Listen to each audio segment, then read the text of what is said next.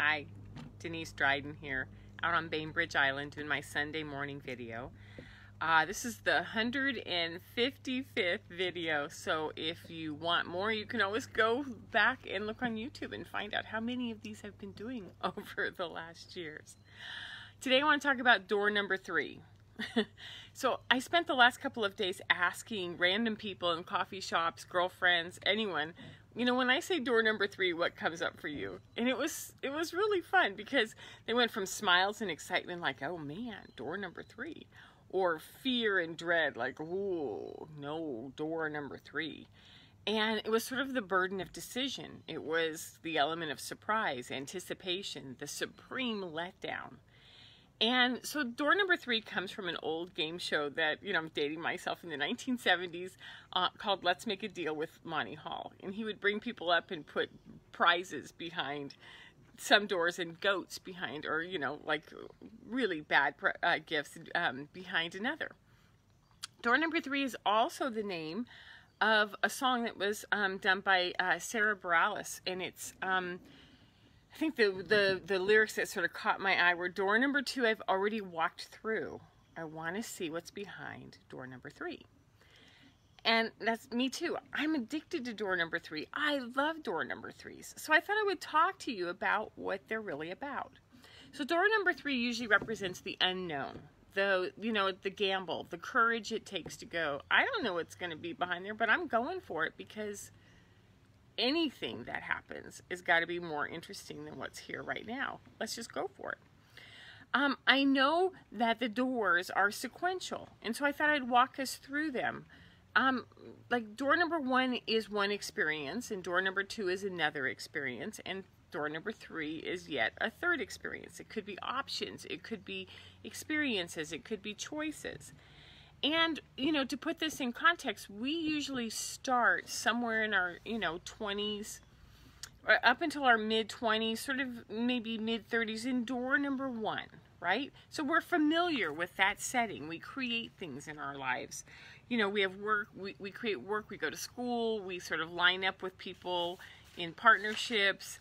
And, you know, this is that entry level in life where we're seeking stability, we're looking at work that is meaningful, that we want to get up and go to. We have a community of support. We have people we love. We have our person next to us. These are all the things that we do in level number 1, door number 1. Then there's usually a period of time where there's this up-leveling, where we go for the bigger house. We go for the bigger job. We go for something that's sort of grown up, like, oh man, I now have a mortgage, I own a minivan, I own a Suburban, I own, I've had to sell some of my toys. This is where we get a step closer to what really matters, where we're committing to a life. We might move into a different job or career.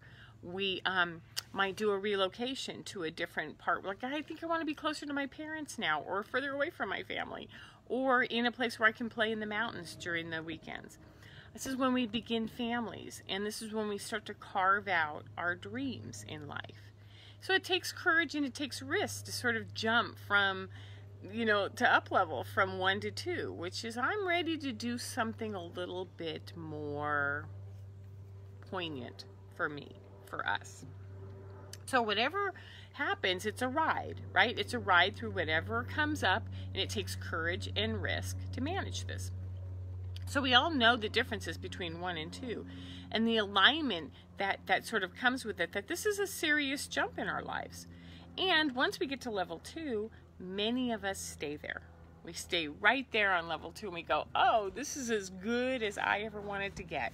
I'm happy, I like my job, I like where I live, I like my partnership, and this is where life gets dependable, and we can sort of dig in and entrench ourselves with all that matters to us in this stage 2, door number 2.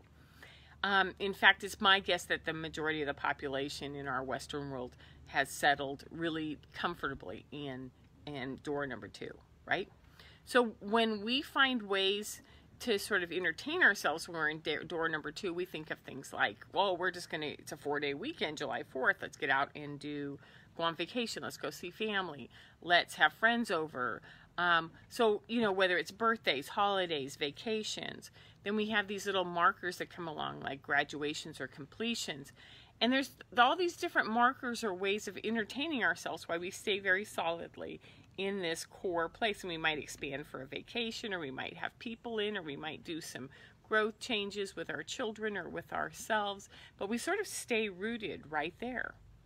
Yet it's centered around that spot. And there isn't a lot of flexibility, and there isn't a lot of unknown, because this is known, it's safe, it's secure, it doesn't change easily. So, door number 3. You know, door number 3 is always out there. It's sort of that tap, tap, tap, tap, tap, tap. Hey, you want an adventure? Hey, you want to do something different? Hey, you want to rock your life up a little bit? Why don't you pick door number 3? And so we know that it's there. We've always known that it's there. There's always that next level of, that next up leveling if we want it, right? If we want it, but we don't necessarily know if we want it. So we can ignore it, we can flirt with it, we can make plans, we can sort of know that it's there in some, oh, I'm going to take care of that when I'm 60 or whatever, right? So because door number 3 represents an up-leveling, it's another huge shift in our life. It's change. It's letting go of all that preceded it. So door number 3 is a journey. It's intended to give us lessons and sorrows and joys and experiences that we would not have had if we stayed safe in that place that we've always created our secure little life around. So it's sort of like that game show strategy where you can keep what you have, or you can risk it all and open door number 3. So let's put this into context for you. What could door number 3 really represent? At its core, it's an invitation. It's an opportunity for you to use your intuition and go, feels like now's the time. Feels like this is getting ready for this. I'm getting ready for this. And we absolutely know it will bring change. So if you're sort of enjoying change, you like change, you want change, you start considering door number 3. So examples of what can happen when you jump through to an up level on door number 3 is you could get a bigger house with more financial commitment. You could take a promotion or a job offer and relocate. You could go where your job is taking you and start to really build the career. You could, you know, in the family system, you could say, my child's done so well in K through 6 that I want to put them in this high-performing high school because this is when it really matters for them to get into college. And so middle school or high school, there's this big change. Like now we have to hunker down and we have to go for it. Or I'm going to put my child in that program in that high school because they're a sports program, or they have music, or they have something that we can offer. Door number 3 can also be something really simple, like I've been ignoring some symptoms in my body, and now I'm going to go to the doctor for the full checkup because I really want to know what's going on. Okay?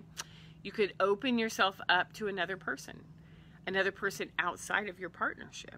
You could start to dabble emotionally, texting, conversations, meeting for coffee, even going to the point of having an affair or looking at, I'm bored in my marriage and I want something else. Other levels of up leveling. You could sort of liquidate some of your savings and go for an investment, like when this hits big, then, sort of an if and then concept. So any of these are sort of gambles, like I'm going to go there, but I don't know what's going to happen. I'm going to put my kid there, but I don't know what's going to happen. I'm going to go to the doctor, but I don't know what's going to happen. So these are some of the ones that came up for me this morning. I'm sure that you have other ones going through your head while you're listening to this, right? So here's the thing.